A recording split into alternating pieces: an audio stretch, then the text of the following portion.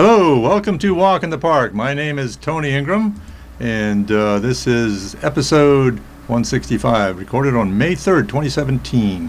If you want to see all of my shows, see this one again, and all the other 165 shows we got, plus my Park Minute series, you can go to walkinthepark.tv. That's the URL, that's the website, walkinthepark.tv. This is a production of Public Access Television in Ithaca, New York, Pegasus Studio. Pegasus stands for Public Educational Government Access System. And you can go see our full schedule and find out how to get involved and become a producer yourself at pegasus.webstarts.com. So see all our shows and become a producer yourself here at Public Access Television in Ithaca, New York.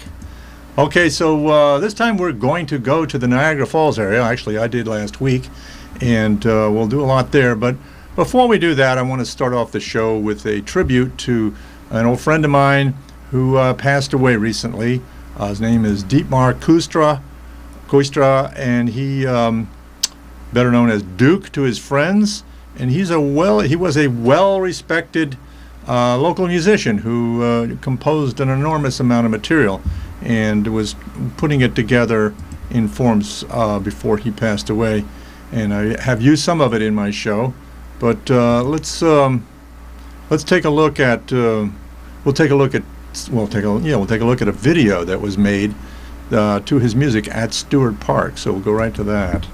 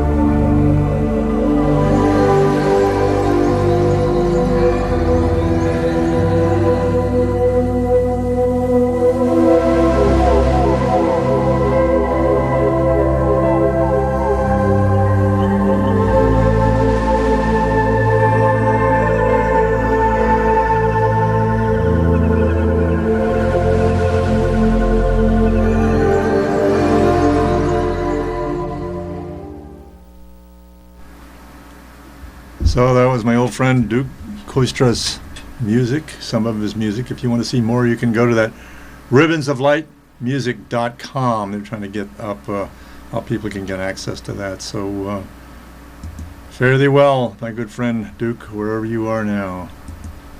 So now we're going to go to Niagara Falls, or at least I did last week. There's the Maid of the Mist approaching the falls. This would have been last Wednesday, a week ago.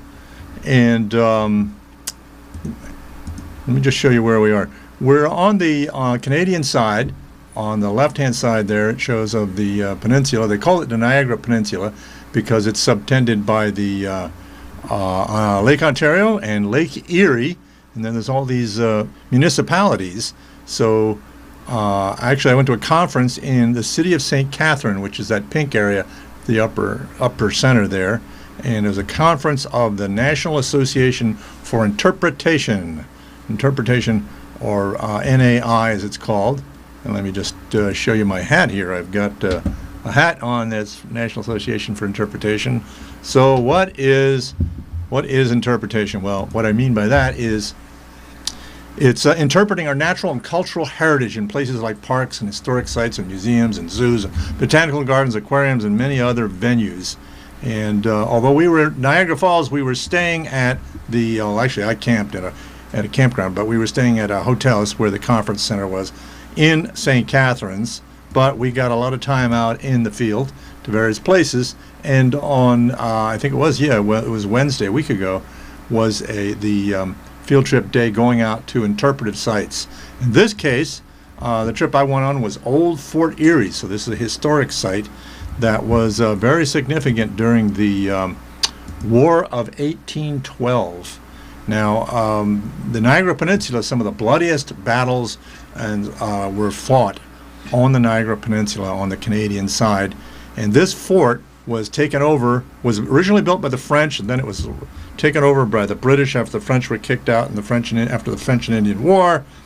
And then it was swapped back and forth between the British and Americans in the War of 1812, and finally the Americans had it. So there are actually reenactments there.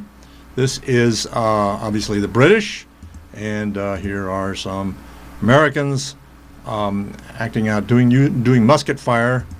But while we were there, they weren't doing that. This gentleman on the right, Travis, is the park manager, and he gave us a guided tour of the place and answered a lot of questions. And it was a very interesting story about the War of 1812, but particularly at this site. And it was pretty rough time. And many Canadians see the War of 1812 not as well as we see it, as a draw. It was, various reasons, the impressment of American seamen, which was true. Lots of thousands and thousands of American seamen were impressed into the British Navy during the Napoleonic Wars, and that was one of the excuses. But it was also an opportunity when Britain was busy with Napoleon to invade Canada and maybe annex Canada, which didn't end up being the case. So the Canadians see themselves as this having, many Canadians do, having won this war, the war of an American invasion to try to take Canada, and they repulsed it. So we're going to do a little musket demonstration here. So this is kind of an interesting story. It tells a bit about the life of a soldier and some of the considerations that you might not have known about. Okay, so we'll take a look at this video, short video about musketry.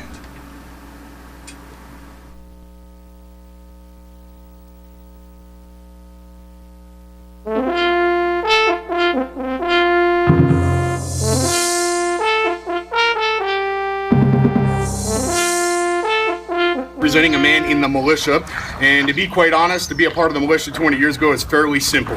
If you're an able-bodied male between the age of 16 or 60 here in Canada, 18 to 45 in the United States, you're in. It was a part of citizenship, so they only had to show up once a year to do any sort of training during peacetime. They show up at a little outpost like this, they prove they can operate the weapon by firing it 3 times, but the real reason they showed up, well, they were offered free beer for the day. So not a whole lot of military training actually going on. So not the best trained troops, but it was also a bad idea to underestimate the militia as well, because when it came to defending their own farms and their families, they would of course fight quite fiercely to do so. The other biggest problem with the militia militia is that they do not receive a uniform. What I'm wearing is basically what you are wearing here. This is the 1812 version of jeans, a windbreaker, and a baseball cap. Both sides are dressed the exact same way. So when you get onto a battlefield and you got two teams dressed the exact same way, speaking the same language, who do you shoot at becomes a very real question. So they have to come up with some ways to try to identify themselves. On the Canadian side, they would tie white armbands on the right arm or a little bit of white in their hat. On the American side, they would go into battle just simply without wearing a hat whatsoever. So just some small way to try to identify them on what side they're on. So hopefully only half the guys on the battlefield will shoot at them. Now these are part-time soldiers. The full-time soldiers are basically what you see behind us. And starting off with our red coat, we have Mike representing a man in the Regiment de Watteville. This is a Swiss group. Basically these guys came over here, and saying Swiss is kind of, well, really taken away from what that regiment was, because really there was a multicultural regiment. They had them from all over Europe, spoke almost 5 to 6 different languages inside of the unit itself. The Regiment de Watteville really did kind of get most of their fighting here at the siege at Snake Hill, which is the furthest most point from the fort itself, and they were doing the main assault there, and they take a brunt of their casualties, which is quite a bit, out of that as well, because when they attack Snake Hill, they really do bump into a hail of lead as well. These guys were kind of doing that. What was remaining did push back and around and get attacked here as well, but they do get the Battle Honors Niagara sitting on their battle flag as well. His uniform, as you can see, the nice white, red, and big, tall, goofy hat. Now his counterpart is, of course, the American soldier. And what John is representing is more a first-year or early-year American soldier. And you can tell this because his jacket is nicely adorned with lacing around, nice blue coat, lacing on the buttons, and even on the cuffs and the collars. By the middle of the war, the Americans start running out of money. So they start taking away the lacing around the buttons and then on the cuffs and on the collars. By the end of the war, the Americans completely run out of money. So they don't even have the blue dye for the uniform, because not only do they not have the money, but they also declared war on their blue dye supplier. So it's really hard to get that blue dye when you're fighting the war with that. So they don't get that blue jacket by the end of the war. For sake of uniformity, they get issued gray work jackets, and they are coming out onto the battlefield as well. Nobody is happy about having to wear this gray work jacket. It is supposed to be where they're in a professional army, and now they got to go fight a battle in some stable kind of cleaning jacket. Even the cadets at West Point Academy get issued these gray work jackets. They are very vocal on not liking these as well. But because Winfield Scott comes across here, he does very well at Lundy's Lane, Chippewa, and here at Fort Erie. Even at West Point to this day, they still wear gray, in part because of how well the soldiers did 200 years ago on these battlefields. But when you look at the uniforms, you kind of say, okay, I make sense. Green, gray, black. Going in tree line, you're going to see a lot of green, gray, and black. But what is wrong with these guys? Who in their right mind goes onto an open battlefield wearing white pants, big, tall, goofy hats, bright blue or bright red coat, and they put a convenient shoot me here X in the middle of their chest and march upright onto a battlefield? It seems ridiculous, but actually it is the smartest uniform to be wearing because of the weapons that they were using. What these two are going to show you is the 69 caliber Springfield musket. It is the American version of the flintlock weapon. To get it to work, it's quite simple. The flintstone hopefully will fly forward. That will hopefully strike the piece of steel. That will hopefully create some sparks. Those sparks will then hopefully land in the pan where you just poured some gunpowder. That gunpowder will hopefully ignite. Once that happens, you'll hopefully have a flame going through the side of the barrel through a small hole. That will hopefully ignite the main charge you ram down the barrel, and if everything worked right, you will hopefully have a 1 ounce lead ball come flying out the end, and you will hopefully hit an enemy soldier. The biggest problem is all those hopefullys. These things don't always work. On a clear, calm day when the weapon is clean, it has a 20% misfire rate. So 1 out of every 5 shots, you're going to hear a click instead of a bang. If it's raining, snowing, humid, windy, you just splashed through a river, or the musket's in an odd mood, it makes a better club than it does a firearm. Even if you get that weapon to work, you can only accurately aim and hit somebody at roughly 75 yards away. Anything past that, you can shoot at them all afternoon and not hit them intentionally, because that weapon is a smooth bore weapon, which means the inside of that barrel is just as smooth as the outside. What I am carrying is the 54 caliber Harper's Ferry rifle, which means this has rifling grooves machined down the inside of the barrel. Those rifling grooves will hug the projectile. It'll allow it to come out spinning, which will give this greater accuracy. So a weapon like this is accurate out to about 350 yards in the right guy's hands. The problem with this, it takes roughly about 3 times to 4 times longer to load. It also is about 5 times more to manufacture. So sheer economics alone is going to keep these out of everybody's hands, and for the sake of speed, your smooth bore is still your better weapon. So out of this, you can actually get about 4 to 5 shots off in a minute. So it comes down to not aiming, it comes down to the rate of fire and the actual wall of lead that'll go across the field. So how do you combat all the problems with that? Well, simple. Take all your guys, you line them up one big long line. They will stand shoulder to shoulder. They will point and shoot at the same time and in the same direction. That takes away quite a bit of these problems, because if your weapon didn't work, odds are the guys next to you did. So you had time to fix the problem. If you are going to actually stand up and fire, you are not going to fire just one shot going across the field, bouncing around, because after about 75 yards, you can actually miss your intended target up to about 9 feet in any direction, because that ball is just going to rattle down that barrel. And whichever way it hit the muzzle last, it veered off in the opposite direction. So with one shot, it's going to bounce all around. If you put 100 guys in line, you simply send a wall of lead across the field, something on the other side's going to fall down. Doing it that way, however, creates the biggest problem. And this is coming back to these funny bright uniforms. These things generate a great deal of smoke. You're going to see about 2 muskets going off you today, and you're going to realize how much smoke that makes. 200 years ago, imagine thousands of muskets, dozens of artillery. Battlefields become so covered in smoke, we have accounts to state the first time they clearly see and identify each other in the field is 20 paces away. Roughly the distance you folks are facing these guys right now. Excuse me. So this does not give you a whole lot of time to find out whether they're a friend or a foe. So the simple rule of thumb, if the guy comes stepping through the smoke wearing a color you don't recognize, shoot him. So if you wear bright red, you guarantee yourself that only half the guys on the battlefield are going to shoot at you. If you wear bright blue, you guarantee that only half the guys on the battlefield are going to shoot at you. If you thought you were smart and you showed up wearing camouflage, guess who shoots at you? Everybody. Everybody. So camouflage was not always your best idea. But we're going to get these guys to go through a couple of different loads for you. So, headlight charge. Oh! Handle. Cartridge. So to get the weapon loaded, they're going to bring it down. They're going to open up that nice metal piece called the frizzen, reach back, grab one pre-made charge, bite off the top, and in menacing style, spit it out at the enemy. Prime. They then pour a little bit of gunpowder inside of the pan. They close that metal piece called the frizzen. That's going to protect it from the weather. Cast them out, and then the rest of the charge goes down the muzzle. Everything went down. Powder, ball, even the paper. The paper is going to be there to act as a wadding. It'll fill the gap that is left by the ball itself, because they're going to fire a smaller caliber shot for the sake of speed. So to try to stop that rattling, put a little bit of that wadding down there, you will hopefully get more compression, with a bit more accuracy on that weapon itself. Draw, iron rod.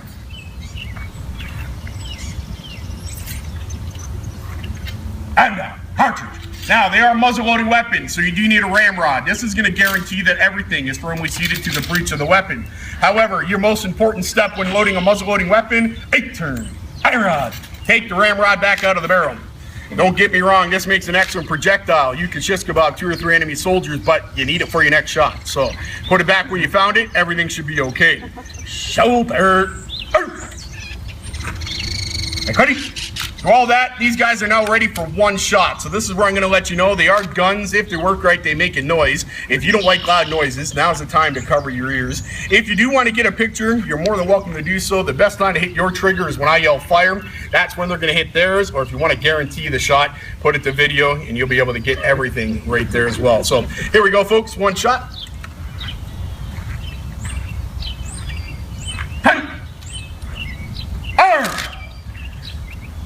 And I'm working. Here's the problem with the muzzle loading weapon. Again, as I said, these things do have about a 20% misfire rate. So this is why you want a bunch of your friends sitting next to you to guarantee that you're going to have some shot going down range. Basically, what can be going on is when they pull that trigger, that flint can go in there, not creating any sparks, just because it doesn't want to. The musket says it doesn't want to work, it's not going to. If there's a little bit of a breeze, a little bit of humidity, that could also cause a little bit of problem with this as well. So pretty much anything can be going on with the weapon itself. Let's see if we can get it to work.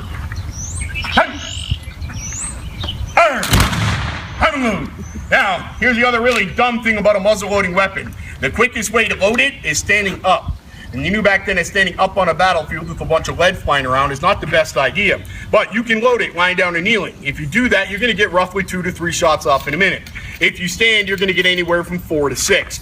So he who gets more lead down range will tend to win the battle. To do that, you're going to eventually have to stand up. It is simply your fastest way to fire. I need a volunteer. Oh yeah, someone's gonna walk. Come on up. Ask Melody. I'm gonna take it as a name, right? Perfect, Melody. You're pretty quick to go there, but what I'm gonna do for you today is you're gonna help me be in charge. So what I need for you is when I point to you, you're gonna yell fire for me as loud as you can. Here's the problem: if you don't yell loud enough, like I did the first time, those things don't work. We're gonna have these guys punished. Want to see a good punishment? Good flogging? Yeah? Excellent officer right over there. All right, give him a fair shake though, nice and loud. All right, you ready to go? Sure. Nice and loud. Just yell fire when I point. Here we go. Fire! 2 for 2. Spring up, stringers. Nice round of applause for the new sergeant there. Excellent job. Thank you very much. You also notice how much smoke 2 of these things generated. You can imagine thousands again on the battlefield. You're not going to see anything directly in front of you. But that concludes the little musket demonstration. I'm going to hand you back over to Travis. He will continue on and talk to you a little bit more about the fort itself. Thank you very much. Enjoy the rest of your visit here at Fort Erie. Okay, so now let's go take a look at Niagara Falls itself right after this.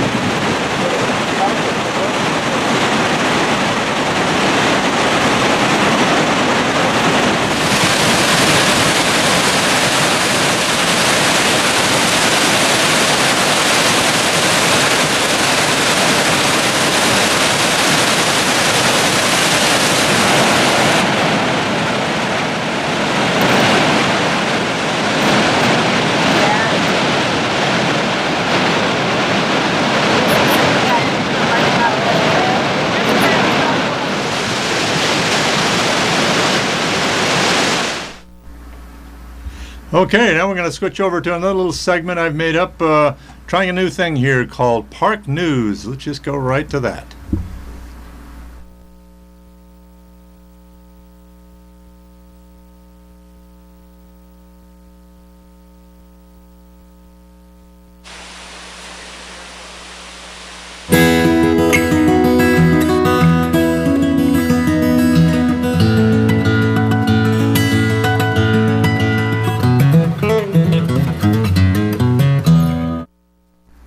Okay, so I'm going to report on some of the things that are going on in the area in the next few days. We just have a couple of minutes left here.